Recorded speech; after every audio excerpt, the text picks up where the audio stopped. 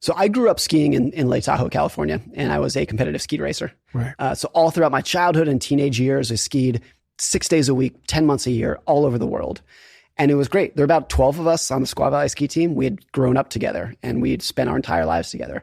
And when I was 17, this is in 2001, I was skiing with my two of my best friends, Brendan Allen and Brian Richmond. And we would ski out of bounds, which is illegal. You're not supposed to do it. We would duck under the rope that says do not cross, and we'd ski out of bounds because that's where a lot of the good skiing is. And when we would do this, it would spit us out on this backcountry road where we'd have to hitchhike back. There's no chairlift when you ski out of bounds. You have to hitchhike your way back. So we did it one morning in February 2001. The three of us did it. And when we did it, we triggered a very small avalanche. And I remembered it so clearly. Like I can still feel it 22 years later. I can still feel what it's like. It's the weirdest sensation that I've had in my life, because when you get hit by an avalanche, rather than pushing on the snow to gain traction with your skis, the ground is pushing you. So all of a sudden you're skiing along and you got control, and all of a sudden, boom, you have no control anymore. The ground is pushing you around. Probably similar to what it feels like if you're standing on the ground during an earthquake. Like the ground's pushing you. But it was a pretty small avalanche, maybe came up to our knees, ended pretty quickly. And we kind of like literally high-fived about it at the bottom and went about our day. We get back around to the base lodge. We hitchhiked back. And Brendan and Brian said they wanted to do it again. They wanted to ski again. And I said, hey, for whatever reason, I just didn't want to do it. So I said, hey, rather than hitchhiking back, why don't you guys go do it again? And I'll drive my truck around and pick you up. So we said, great. We made our plans, went our separate ways. They went skiing. I went back around to take my boots off and jump in my truck and go pick them up. 20, 30 minutes later, I go to pick them up at the pickup spot and they weren't there. And I knew it only took us a minute to ski down the hill. So 20 minutes later, I knew like they weren't coming. I was not worried. I figured that they had already hitchhiked home. But so after waiting for another 20 or 30 minutes, I just left and went back to the lodge. I expected them to be there and they weren't. And I still didn't really worry. Like we didn't have cell phones back then and people were just comfortable being out of touch. If you didn't know where your buddy was, like it wasn't that big a deal. So we went about the day. I started worrying a little bit. I remember I stopped at Brendan's house, expected him to be there, and he wasn't there either. And I remember calling and leaving a message on his voicemail. And I remember ending the voicemail by saying, I hope you're okay, man. Those are my last words. I remember that very clearly. The day went on, and I think at about 4 or 5 o'clock, Brian's mom called me. And she said, Brian never showed up for work today. Do you know where he is? And I told her what happened. I said, we skied the backside of Squaw, where we'd hitchhike back. I was going to pick them up, but they never showed up and I haven't seen them since. And I also remember so clearly Brian's mom saying, oh my God, and hanging up the phone. And that was so then we started getting worried. We called the police. The police didn't take it very seriously because they thought, they're out at a party. They ran off with a girl for the night. Like they weren't worried. But we finally got search and rescue involved. And rescuers with probe poles found Brendan and Brian buried under 6 feet of snow. And they'd been killed from a massive avalanche. And so, look, I think virtually everyone listening to this, I'm sure you too, have lost somebody close to you, somebody that you love. So I know the experience was not unique in that way, but it was the first time that I had experienced loss. And it was the first bad thing that had ever happened to me in my life. So it had a big impact on me. And there were a lot of takeaways. I think at the time I didn't have the cognitive tools to piece together what happened or to learn about what happened, like have any sort of takeaways. But as I got older and thought about it, and looking back, I put together all these like realizations of what that did to me, how it changed me, and what were some of the lessons from it too. One that I talk about in the book that I think about all the time is my decision to not go with them on a second run was this completely brainless decision. I put no thought into that decision. It was not a cost-benefit analysis. I didn't think through it, but it's the most important decision I've ever made in my life. 100% chance if I was with them, I would have died. And I had skied literally thousands of runs with Brendan and Brian. How many times did I deny a second run with them or say, you guys keep going, I'm going to go in? Almost never. The one time I did, it saved my entire life. And so that you really realize that the world hangs by a thread. Everybody thinks like, oh, you're going to put a lot of thought into your big decisions to make sure that you're successful in life, where you go to college, what your career is going to be, who you marry. That's all great. But the world hangs by a thread and there are tiny little know-nothing decisions. Maybe that you made today of maybe it was when to cross the street. Maybe it was when to leave to get in your car that can utterly change the course of your life. And so once you accept that of how much the world hangs by a thread. I think you become much more humble with your willingness to make forecasts about the future. What the economy is going to do, who's going to win the election, what's going to happen in my life, my career, my family's life. We have no clue. We have no idea because all we can think about are the big decisions. We cannot piece together the chaos theory of I got in my car at the wrong time. I met the wrong person, or I met the right person, or, I decided not to take a second run. We cannot forecast the impact of those things. And so that had a big impact on me too, of just who are we to fool ourselves that we can predict the next recession, that we can predict where our careers are going to be in 10 years, that we can predict how long our marriage is going to last, that we can predict how long we're going to live. We can't. Nobody can, because we can't predict how crazy these tiny events can turn into. And this comes right back to investing, doesn't it? Because most people that consider themselves to be investors, whether that's just putting a couple of quid into crypto or something else, engage in the idea that they can predict the future. Yeah. And this is where it appears that most money is lost. I mean, think about the biggest risks to the U.S. economy over the last 2 generations. COVID?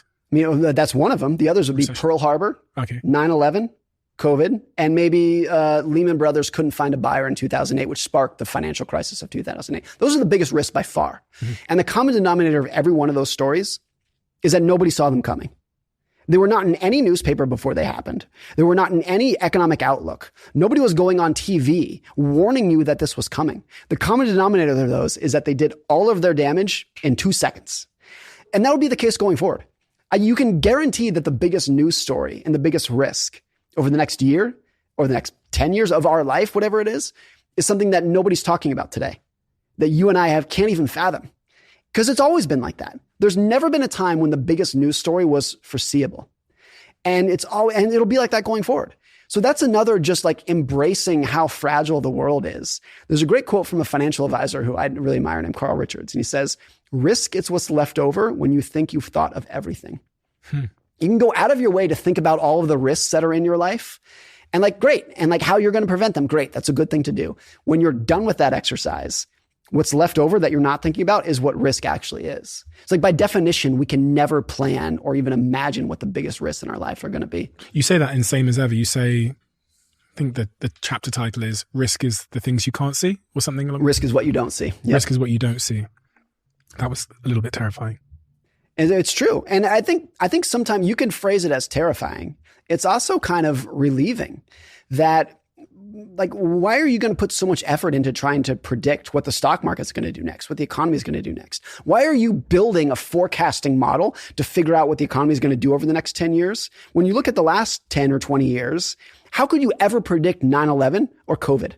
And even look, something like COVID, there's a 2015 Bill Gates TED Talk where he talks about the biggest risk to society is a viral pandemic. So it's not that nobody saw that thing coming, but the specifics of when it's going to happen, how bad it's going to be, is it just going to shut down the economy for a week or 2 years? That is completely impossible. But there's also lots of other TED Talks that say everything's going to be great. Of course, of course. There's a lot more. So on balance, the world had no idea. I think on balance, the world breaks once per decade. Not exactly once per decade, but on average, once per decade, everything that you thought about risk and uncertainty and stability goes to shit. So how do I prepare?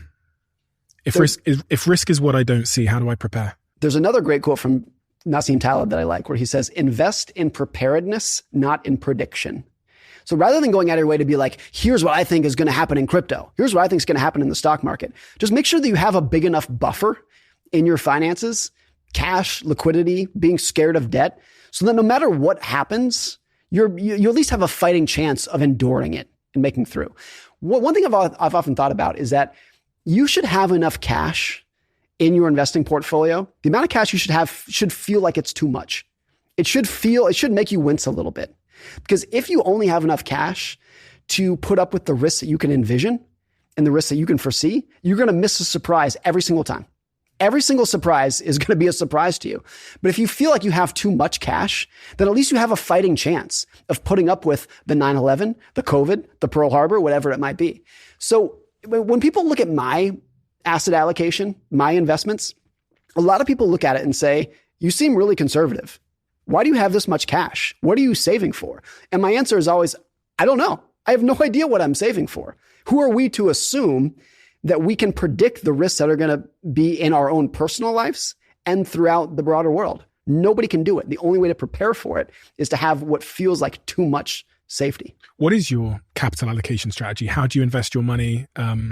This is the thing people want to know most about you. I keep it as painfully simple as I possibly can. So literally my entire net worth is cash, a house, and index funds, and some shares of Markel where I'm on the board of directors. And that's it. There's nothing else. I can summarize everything so easily and so cleanly. And truly, that's it. And it's not even like I have 20 bank accounts. I have one bank account, one brokerage account, and a house, and that's it. So simple. Why index funds? You're the reason your capital allocation strategy is almost identical to mine. I want to talk about the house thing as well. But after reading your book, I stopped trying to pick stocks. Yeah. And I invested all of my available capital into index funds outside of investing it in starting companies. So I'm a shareholder in, 50, 60, 70 companies. All my other available capital is invested in index funds. And then I have a very long-standing large position in Ethereum, which I've held for like 6 years or something. Yeah. Which has done me very well. Yeah. That is it. And the Ethereum investment is also based on the fact that I run a software business that is in blockchain. And I could see that developers are building on top of Ethereum more than any other blockchain. So that insight was really beneficial to me. And 6 years, so even with the big fall over the last 2 years, you're still up a lot. Yeah, I think your book taught me that successful investing is when you lose the password to your investment account. Yes, that's exactly it. I don't actually think you said that in there, but that's like, when I lose the password to my investment account, I'm so proud of myself. Yeah. Because it means I haven't checked it in forever. And so it was funny because you were coming today. I thought, oh yeah, well, I have all this money in these index funds. I'll check it. And I thought, fuck, I don't know the password. Good. That's why you're going to do okay. The reason I do this, what's important is that I am not one of the people who says nobody can beat the market, so therefore use index funds. That's not what I believe. I think it's extremely hard to beat the market, and very few people will do it. But I think there are really smart people who can do it, and people who I know who I could invest with. The reason I don't is not because I don't believe it can be done. It's because the variable that I want to maximize for in my investments is endurance.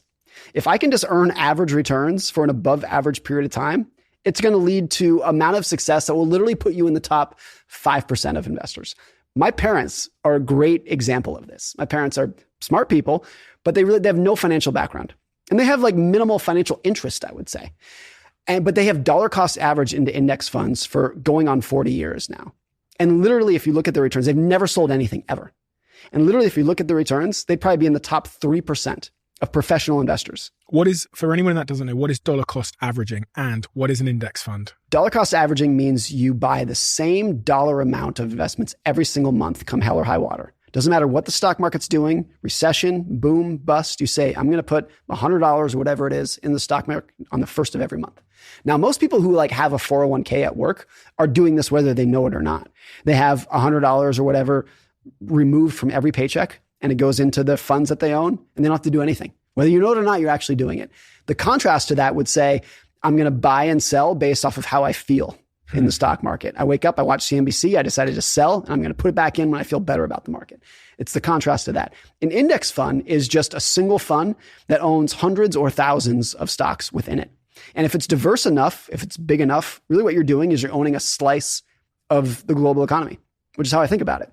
It's thousands of individual stocks in there, Tesla, Apple, whatever it be. But really what you're doing is you're owning a slice of capitalism. If I was your son and I said, Dad, prove to me that that's a better long-term wealth creation strategy than buying crypto or buying companies that I use or like, how would you explain that to your kid? Your ability to do well over the next 1 year or 5 years is going to have no role whatsoever on your lifetime ability to generate wealth. All that's going to matter is not what are the best returns you can earn. All that matters is what are the returns that you can sustain for the longest period of time. All that matters is your endurance. It doesn't matter if you can double your money this year or even double your money again the next year. All that matters is, can you stick and keep it going for 50 years? That's where compounding comes from. Prove it. Because the formula for compounding is returns to the power of time. That's not quite it, but more or less that's it. So in that equation, if you understand the math, all of the heavy lifting comes from the exponent. Prove it. Because that's how exponential growth works. That's how it works. It's literally exponential. Give me a case study where someone has followed that strategy and done well. Okay, here's one way to explain it that I use in the book. 99% of Warren Buffett's net worth was accumulated after his 60th birthday. After he turned 60 years old, 99% of his wealth has been accumulated after that period. Because the longer you hold that for, the crazier the numbers get. When he was 60, I think he was worth about $3 billion. A lot of money. He's a multi-billionaire. But now that he's 90, he's worth over $100 billion. And he's given like $100 billion away to charity. So if he didn't do that, he'd go from $3 billion to $200 billion since he's been 60. Because the numbers just get crazier at that point. He's worth $100 billion. So if his net worth goes up 10% in 1 year, he makes $10 billion, which is 3 times that he was worth when he was 60. So that's when you look at somebody like Buffett, is he a great investor? Is he a great stock picker? Of course. But the real secret to his success is that he's been a good investor for 80 years. And if he had retired at age 60 or at age 50, nobody would have ever heard of him. He would have been like one of the other multi-billionaires who lives in Florida and plays golf, and like you've never heard of him. The reason he's a household name is because he's been doing this nonstop since he's been 11 years old, and he's never stopped. It's just the endurance that's made him so wealthy, not necessarily the annual returns. Patience. It's a difficult thing. It also reminds me of the story that you talk about in the introduction of your book about the janitor, Ronald James Reed. Yeah. Who, when he died in 2014, aged 92, had a net worth of over $8 million. And he was a janitor. How did he do that? He took what very little money he could save from his job as a janitor, mopping floors at the gas station. He put it in stocks and he left it alone for 70 years. And that's it. That's all you need. That's all you need to do. If you have endurance in your investing and you can keep it going for years or decades, you don't need to be a genius stock picker. And not only do you not need to do it, if you have endurance, you're going to beat literally 97 or 99% of the genius stock pickers.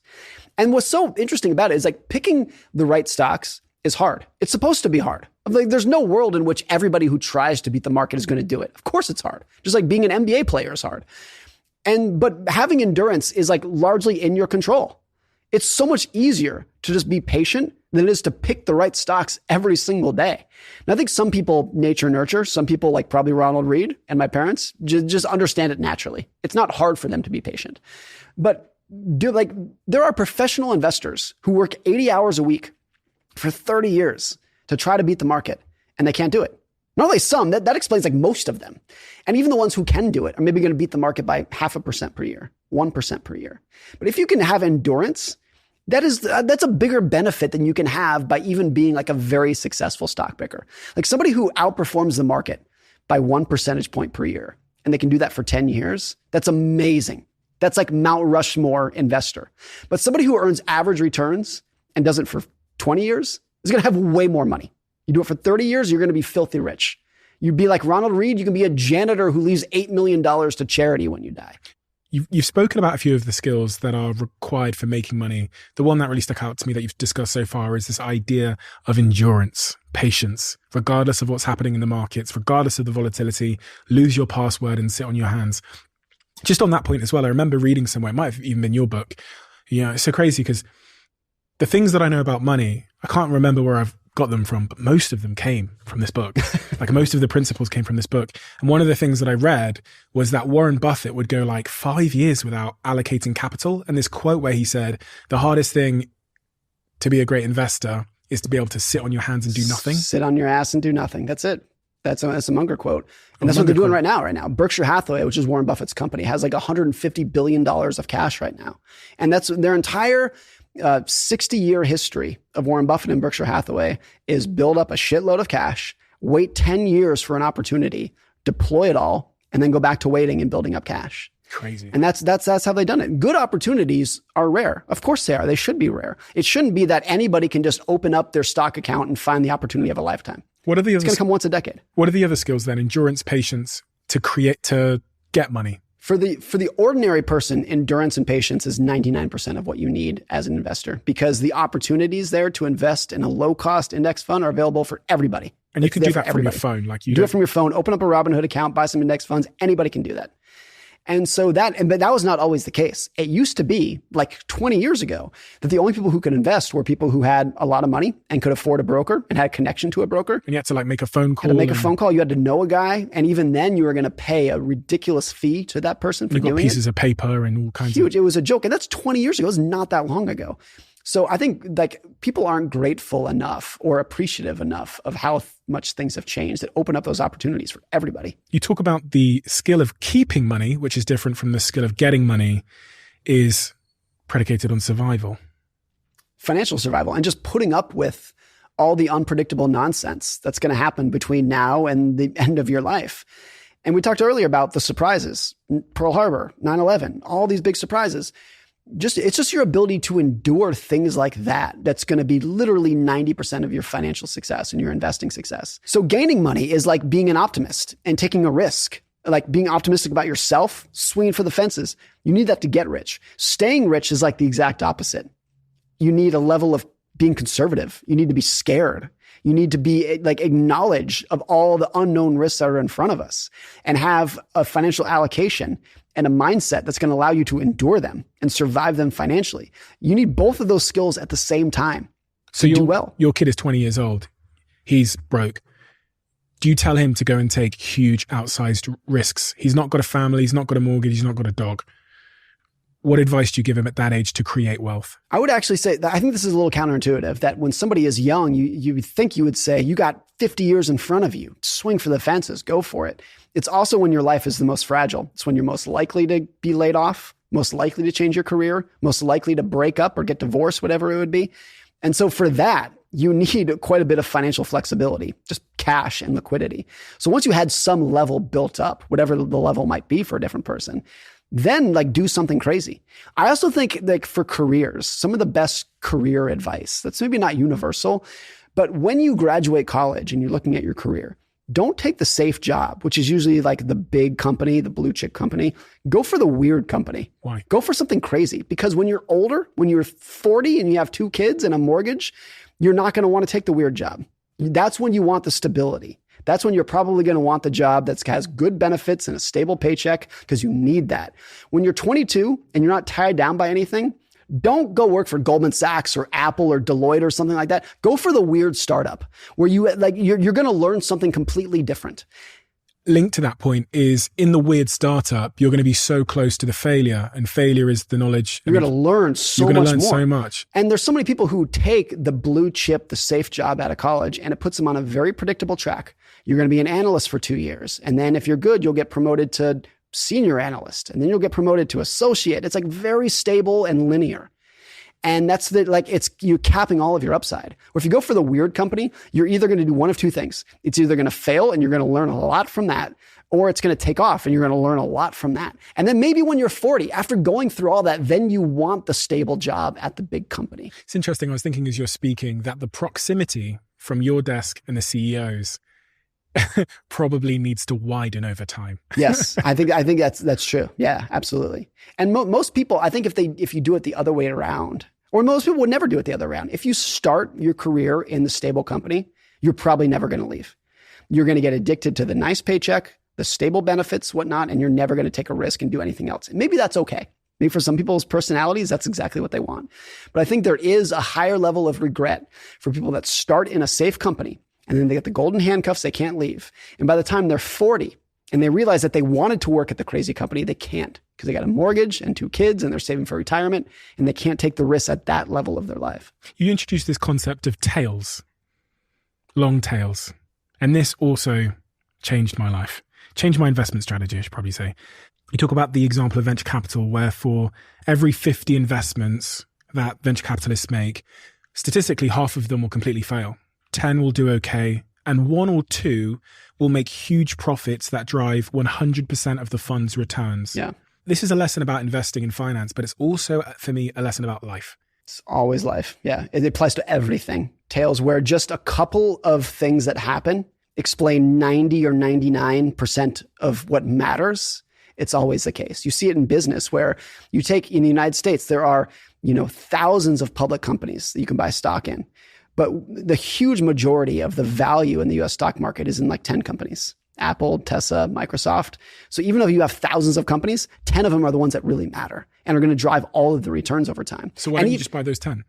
Because nobody knows what they're going to be, at least in hindsight. And that's the argument for owning 1,000 of them, is that you know that the 10 that are going to be the next big ones are going to be in there. All of this is a case for humility. This is honestly what I took away from your book. You're expecting to walk away with tips, all these tips, these tricks, these special ways to make more money than everybody. What I came away with is this one important lesson that I've never been able to unsee, which is, I don't know. I think that's great. And that back to, I wrote this book for myself. That's been the biggest lesson for me. Is not only do I know, but nobody else knows either. Everyone else is bullshitting their way through the investing market too. They don't know either. I'm in this crypto chat where one of my friends, I won't disparage him, one of my friends, he's the guy in the chat that's always posting the forecast graphs. You know those ones where they kind of like the little logger graphs where they forecast where the stock or the crypto is going to go. Where they think it's going to go, right? And it's always... it's always up and to the right.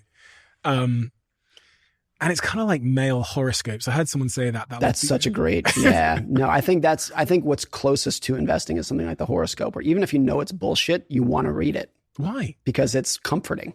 What a lot of people want out of their investing forecasts or whatever it is they want to reduce the uncertainty that's giving them stress. Because everyone, I think, intuitively knows that the future in front of us is unknown and it's unknowable, but that hurts. And so if it hurts, you try to reduce that stress by finding someone who says, I do know what's going to happen.